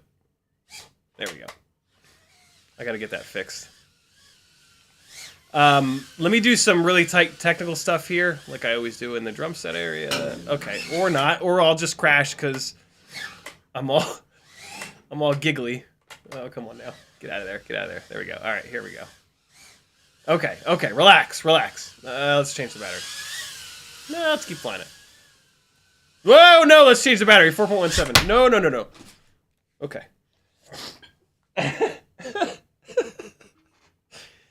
Oh, that's good stuff, man.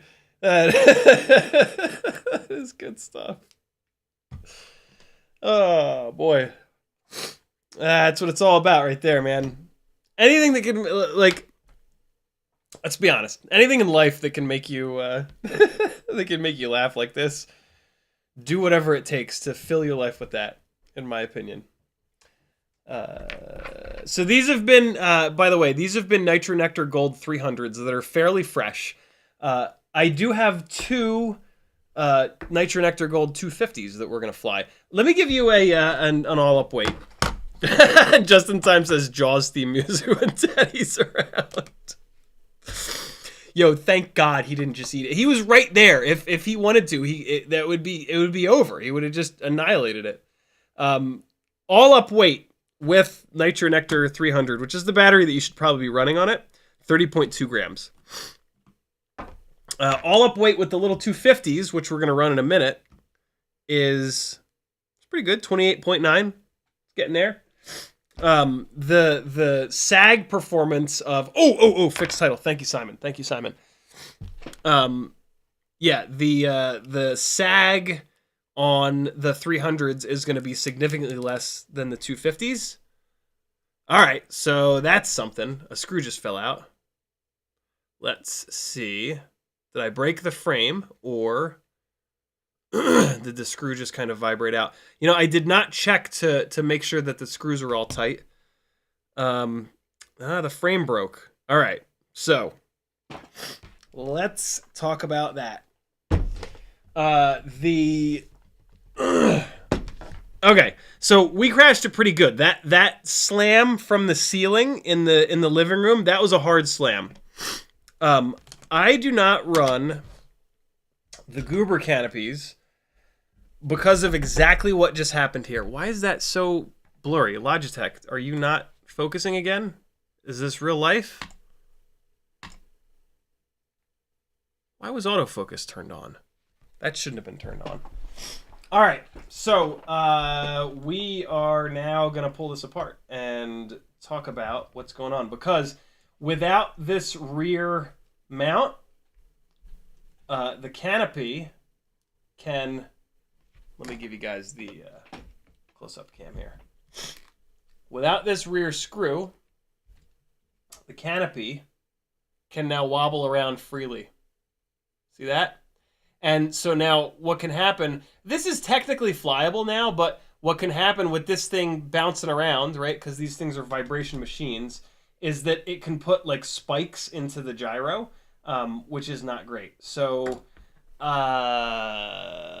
it is 4:36. I usually wrap these streams after 2 hours. I might be able to put this, I might have enough time to move this into another frame. Let's put another battery through it like this, but let's also quickly talk about what has happened here. This frame, the frames are all more squishy than the plastic that these Goober canopies are made of. And what I've found is that these Goober canopies in crashes are really hard on the rear mounting point. What I think happens is when when you hit inverted, see, I'm going to push really hard, and I want you to look back here. All right? See how it flattens out? And when that flattens out, it pushes that back screw hole out. And what I find is that it can do exactly what it just did here. And it can break the plastic. It can break the collar of the screw hole right off of the frame itself. You know what? I have a fix for this that we're going to do. Happy Model sells extra long hardware for the Mobula 6 HD, and I believe Newbie Drone sells it, and that is going to be a fix just for the... I mean, technically speaking, this might last forever. So here's what that looks like. Here's what that extra long screw looks like versus the normal screws. So this extra long screw is going to penetrate into the screw, into the frame farther than these little short screws that it ships with. To be honest, I think that all TinyWhoops should start coming with these longer screws. I will let Newbie Drone know of this. Well, actually, there's no real reason to pull this out of there. So, again, guys, that was a big, hard slam. We don't know. That's, like, durability in FPV is really difficult. What I do know is that Newbie Drone puts these big plastic nubs here, which have, like, a bunch of meat to them. So I'm going to be able to just drive this extra long screw down into that and we're going to be back up in the air for sure. So let's do that real quick here. But all that being said, this is the primary reason that I do not run the Goober canopy, because it's basically what's going on is that the Goober canopy is so strong that it tends to like find other weak points, and that's exactly what happened here. Like, we found the weakest possible point, which was that stem in the back. See, and now we're good to go. That screw punched all the way down into that extra piece of plastic, and now we're back in business here. Whether or not that happens again, I have no idea. But what I will say is that if I had switched this screw over from the get-go, it would probably be, I'm not going to say indestructible, but it would have been a lot stronger than this little short screw. And, you know, unfortunately now I don't have this extra little bit of plastic. Stop it! I do not have this extra little bit of plastic here to help out. So I wish I had thought to put this longer screw in. If you're gonna, here's what I'm gonna say. If you're gonna run, this is important, and it's only gonna cost you a couple of dollars. If you're gonna run a Goober canopy, you should go to Race Day Quads. Maybe other websites have it, but I know that Race Day Quads has it. And you should search for Mobula screws. And Christ, wait, is this it? Yes. These are the ones.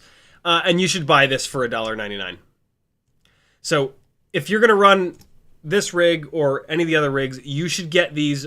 So what are they called? Happy Model Mobula 7 Whoop Spare Replacement Flight Controller Hardware Set. They're just longer. They're just longer screws, and they're going to engage more of the plastic.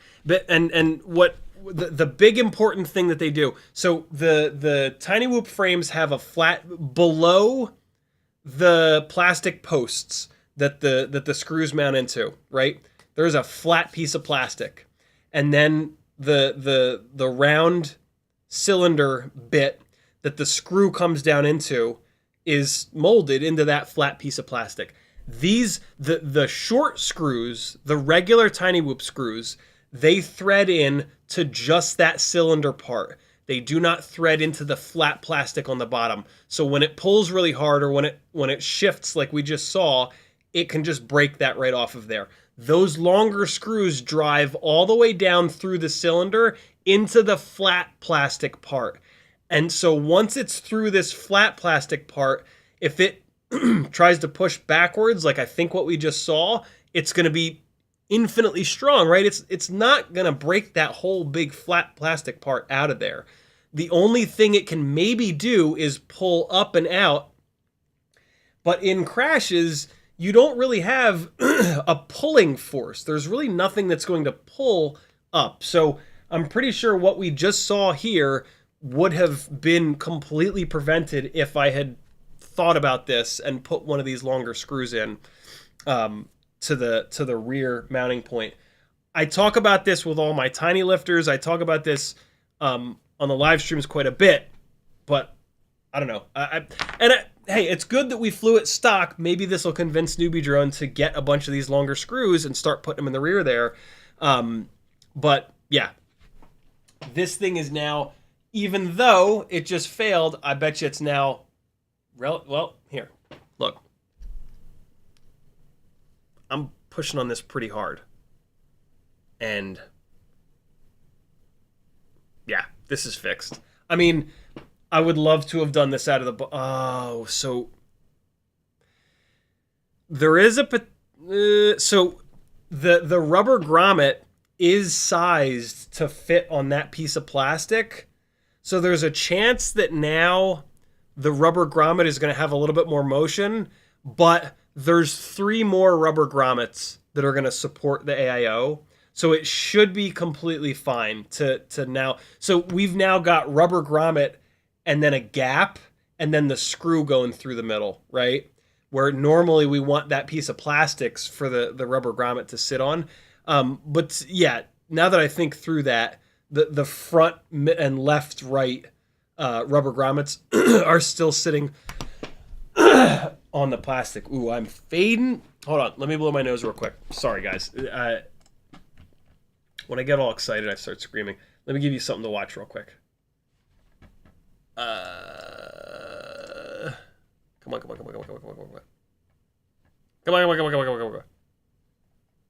There we go.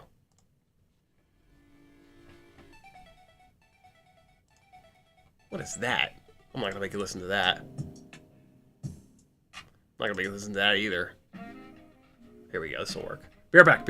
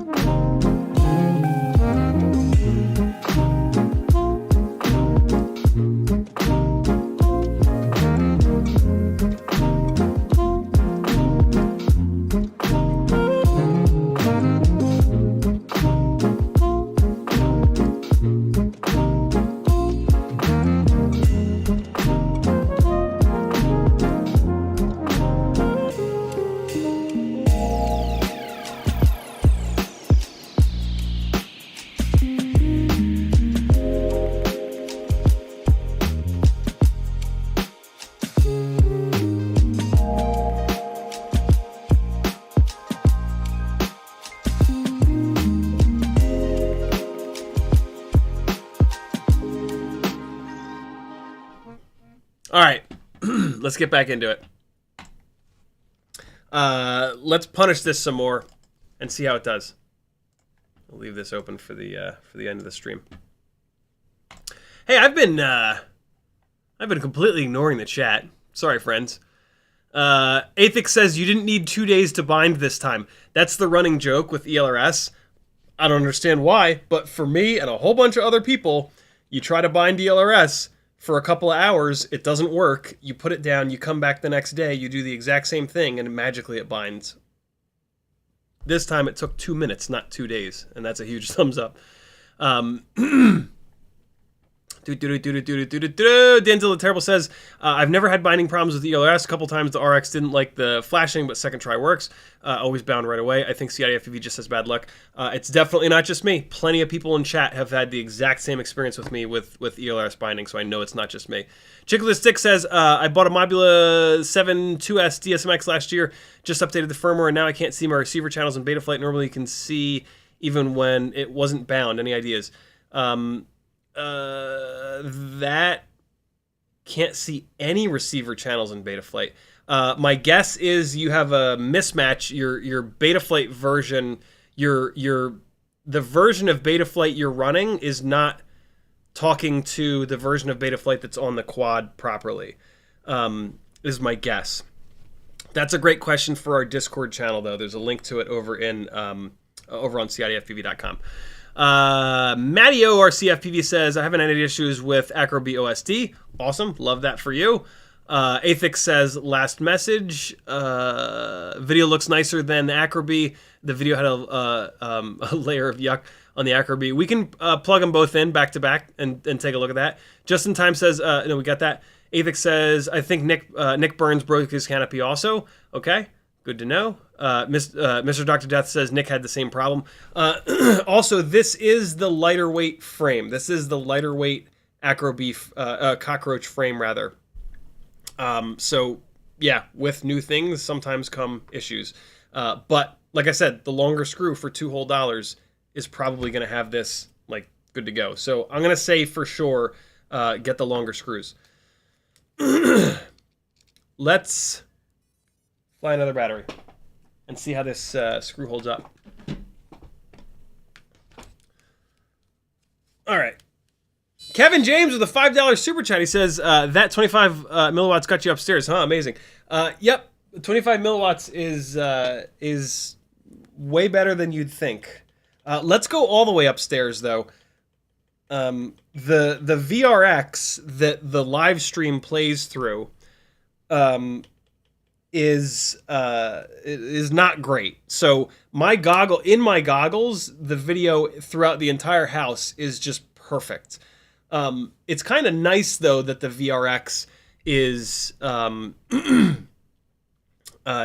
great, because then if you watch more than one of my live streams, you'll get to see how the different things kind of compare to one another. So let's go all the way upstairs. It usually breaks up quite a bit when I go all the way upstairs. Let me not Stevie Wonder it. Those of you that have seen me fly TinyWhoops quite a bit, do me a favor, give this VTX antenna setup a 1 out of 10 rating in terms of how it performs when I'm all the way up here. It usually gets pretty bad up here. So yeah. Bunch of you know, I don't rewatch the live streams, so I don't even really know what the performance is like when it's up there, but let's fly a little bit more, yo. This thing is fun. Oops.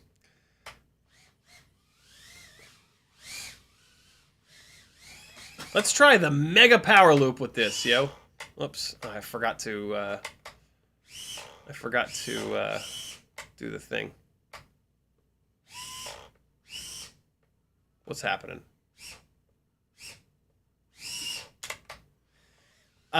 It is acting a little odd in turtle mode. I can't quite put my finger on it yet, but it is acting a little weird in turtle mode. I'm trying to do the mega power loop on no battery. The transmitter beeped for. What was that? Oh, it was the timer hitting 0. Okay, let's put a fresh battery on and we'll try to do the mega power loop real quick. I can't believe how good this flies on 0802 25,000s. This, although every time I fly the ASI props, I'm shocked at how well they perform. I always end up wishing that they were a little bit more durable than they are. But I ask for a lot, man. When it comes to durability, I ask for way more than I should. But, you know, that's why my stuff flies really good. Hold on, before I forget, let's plug this in head-to-head with the Acrobee, because somebody just said that the video looks a little bit better on here than it does on the Acrobee. So let's test that real quick. We'll put them right next to each other, and we'll point them towards the admittedly very dark room. Oh, okay. Never mind. No, we won't, because I don't have a camera in this rig. Do I have it? No, I'm not going to be able to get a camera plugged in. Well, sorry. I unplugged the camera, and I don't have a replacement camera for this rig. That's why this rig is in a build bag. All right, well, we'll do that on a future Whoop Wednesday live stream, I promise. But for now, we're going to rail this thing around some more. Because I want to see if I can hit that mega power loop with this. This is a really tough... Whoa.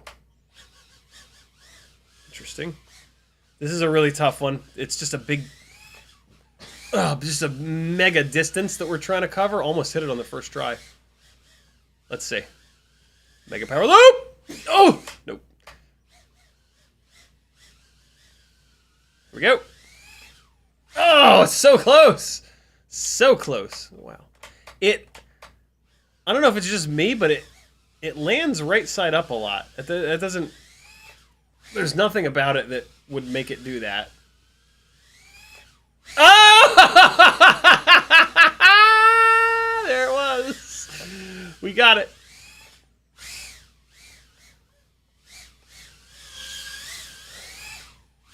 Yo, I haven't. Okay, look. Wow. When rigs fly good, I forget to talk about stuff. I've not talked about the tune at all. That is a good thing. What that means is that the tune is so good that I'm not even thinking about it. If the tune was anything other than perfect, I would be thinking about it and talking about it. Oh, this is not recoverable from here. I'm taking the walk on this one.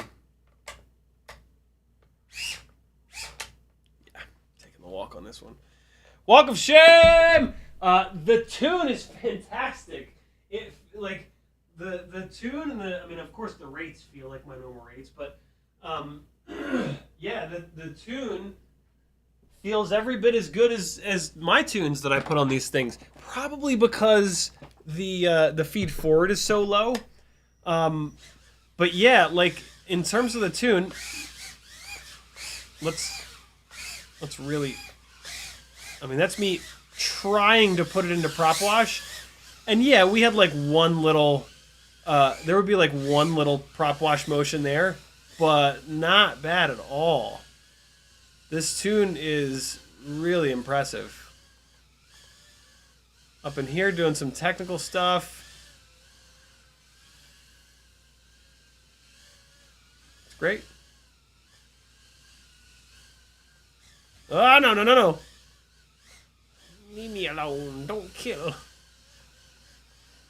This canopy, I believe, has a little bit less. So I'm noticing when I'm doing this technical stuff that I'm not carrying as much momentum as I usually do, which typically just means that the camera has less up tilt. The motors feel great. The props feel great. That's my crotch. That's the end of the 300 mAh batteries. Now we're going to try a couple of the 250 mAh batteries. And then I think we're going to be at the end of the live stream. We only got 4 minutes left. We're going to fly one of the 250 milliamp batteries. This rig is going to get flown more, which is a huge endorsement for me. I tend to only fly stuff that I like. That's just sort of the way that I am. I'm sure you can understand that.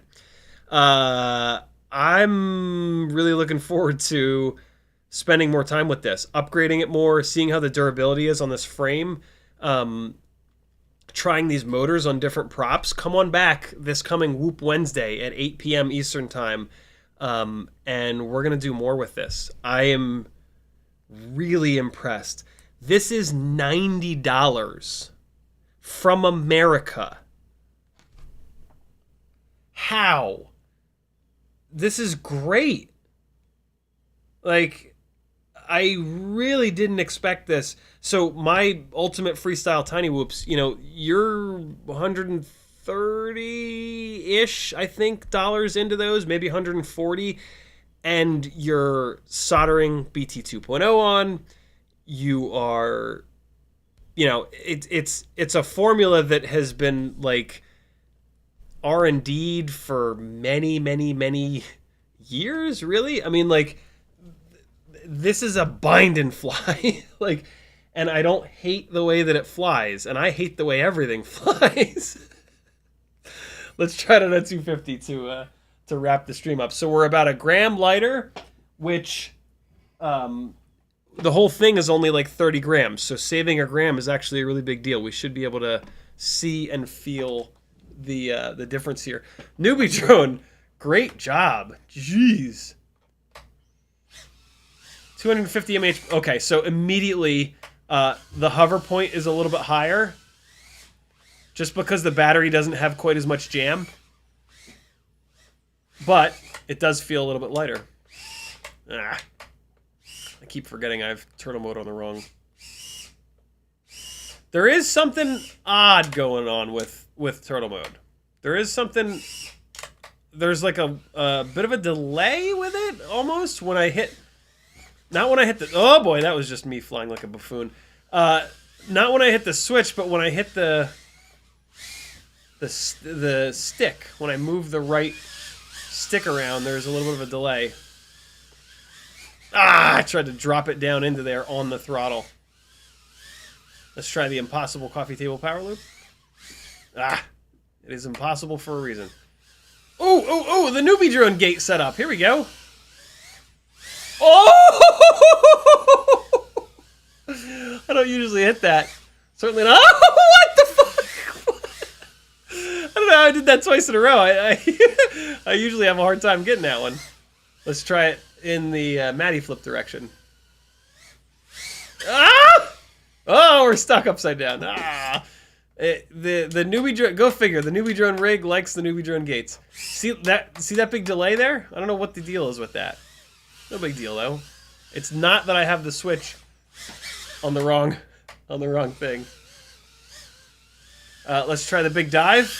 We'll try the big newbie drone horizontal gate dive. Ah, so close. Let's try it one more time. This battery's starting to sag.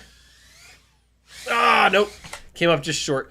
I'm gonna really recommend this on the 300 mAh batteries. The gram of weight savings does not offset the amount of sag. See, I came up really short on that power loop.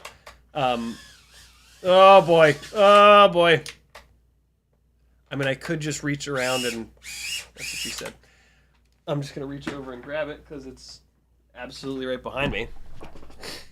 Last little bit. Let's turn on the OSD, see how this battery's... Oh, yeah, it's sagging like crazy. Oh, this battery's done! Okay.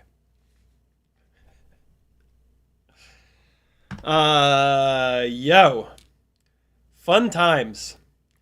If you can buy a rig that makes you laugh this much and just rip this much for $90, I'll get you one. I do have a newbie drone affiliate link. It is over on CiottiFPV.com. If you decide to buy this thing, do me a huge favor and hit that affiliate link at any point before you check out. That would be super cool. It's free money. And I'll use it to, buy more stuff to test and whatnot. And just generally keep doing this. Great job. Great job, newbie drone. The previous Hummingbirds, it was... It sounds weirdly, mean to say this, but, you were paying less money and you were getting less. I don't know how else to say that. I'm sure there's a less mean-sounding way of saying that. But, it was like, hey, do you want to buy something inexpensive from a U.S. retailer? Okay, well, you're going to get a little bit less than what you can get from China because you get more in customer service. That is not, come to my mind. When I've been flying this just now, it hasn't been like, well, yeah, okay, it flies okay, but... that whole but thing hasn't really come up. I've been able to just rail this thing around and sure, had a little bit less power. Sure, felt a little bit less heavy, but a little bit heavier, I should say. But it was a good enough, and again, my standards are absurdly high. It flies good enough that I was just flying it, right? It wasn't this constant thing where I was having to make excuses for it. And that is a really big deal. That's to make a bind and fly for less than $100. That's the flight experience that, arguably the bitchiest product reviewer in FPV. Yeah, if that's that person's experience, that's a big deal. So massive thumbs up from me on this. Yeah, get the longer screws. Put the longer screws in it. The longer screw in the rear for sure. I can't wait for Whoop Wednesday to start changing things and see if we can squeeze out a little bit more performance. But the ASI props are really good, man. I think the ASI props have a lot to do with how good this thing is. I'm really tempted to put like 50 batteries through this and see how the Azzies hold up. Now that we have the TinyWhoop prop puller, it's a lot easier, and you can damage propellers a lot. You will not damage propellers as often with this thing if you can get your hands on one. They're always sold out because they're so good. But Jesse is trying his best to keep them in stock. Why wouldn't he? And now that I really know how fragile the Azzy props are, and like I showed you at the beginning, make sure that when you're pushing them down on the shaft, you just do it on just the hub. Don't like get all too fingery and push down on the blades, because you will bend the blades. Yeah. Great job. Great job, Newbie Drone. Yikes. Newbie Drone's coming for you, Happy Model. Yeah. I don't know what else to say. I'm a little bit I did not expect it. I expected to be like, yeah, it's okay. It's a great price. It's for beginners. And that makes sense for the price point and for a company called Newbie Drone. But I had a blast flying this. Okay, screw your canopy screws in more. That is also potentially why it broke that piece of plastic off. There's a chance that this rear canopy, the side canopy screws were not screwed in far enough. I just realized a second ago. So that could be a problem why that rear one broke off. I don't know for sure. You should still replace that rear screw with a long Mobula one. But yeah, check your screws. Make sure that they're screwed down all the way, because the more of the plastic collar that they engage, the stronger that they're going to be, right? So that's important. Make sure you screw these guys in a little bit more. I maybe on Whoop Wednesday, maybe I charge up all of the Newbie Drone Nitro Nectar Gold batteries that I have and just session this thing. And just put like 20 or 30 batteries through it to see how it holds up completely stock. Or maybe I'll do that Monday night. Maybe we do that tomorrow night. Or maybe I do that off the stream. MAH Draw says, are we not going to mention only a 25 milliwatt VTX? I've mentioned it a whole bunch of times. I'll mention it again. It has a 25 milliwatt VTX. That's the max. 25 milliwatts is what I run on all of my TinyWhoops. TinyWhoops are not for flying far away, and 25 milliwatts is perfect for flying close to yourself. 25 milliwatts is also better when you're flying in areas that have lots of flat, hard surfaces which produce multipathing. So 25 milliwatts is a really good thing. And I can count on both hands how many times I've turned any of my TinyWhoops off of 25 milliwatts. So I don't think that is a negative at all. Yeah. If you're flying a TinyWhoop far away, in my opinion, you're doing it wrong. You should be flying a toothpick far away, or not a TinyWhoop. They don't go fast enough to really go any significant distance. If you're just doing it for the sake of doing it, or because you want to be different, it's cool. But, that's like 1 in a million kind of thing. So, yeah. 25 is really what I prefer.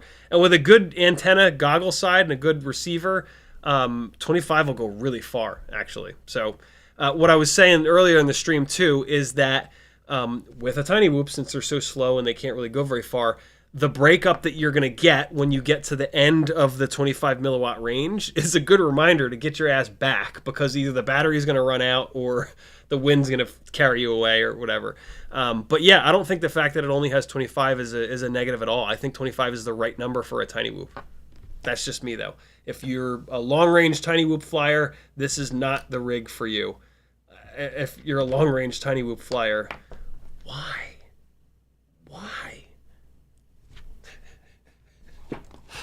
All right, friends. Northern Tier says, glad to see something refreshing from Newbie Drone.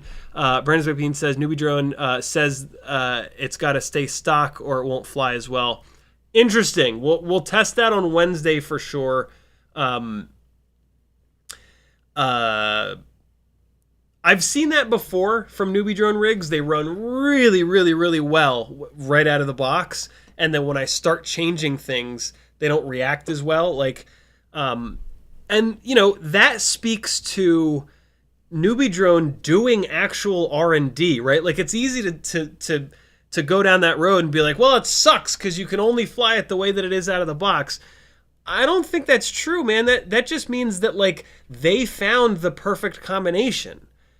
Like, let's not think of that as a bad thing, man. That means that their R&D folks are busting their asses to get the tune perfect, get the get the right setup of props versus motors, get their all up weight dialed in. So yeah, that's a good thing. It's easy to think of that in like a negative way, but hey, they already found the perfect combo for you. If you like what you just saw with me flying it around, here it is. Send them $90 and they'll send you exactly what I was just railing around the room. And you don't have to spend a whole bunch of time changing things around.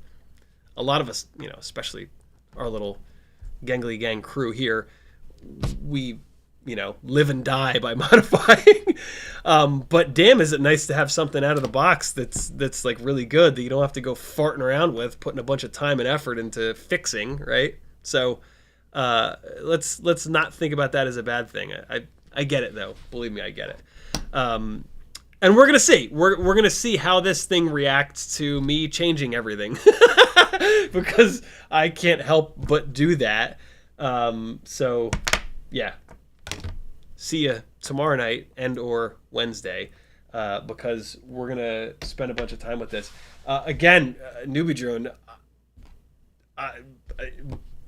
awesome work.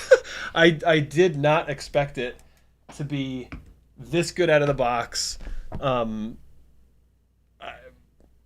Yeah. Awesome. What a great US bind and fly TinyWhoop option.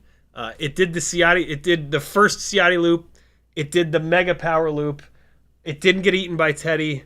What more do you what more can you ask for? Thanks for hanging out, friends. My name's Aaron Ciotti. Everybody calls me Ciotti. Head on over to CiottiFPV.com. Support me. I'll keep doing these live streams forever. Here comes some walk snail 65mm drift car chasing. Let me just get a half decent song queued up here for you. I'll see you again tomorrow night at 10 o'clock Eastern time. Why is this not playing? That's why.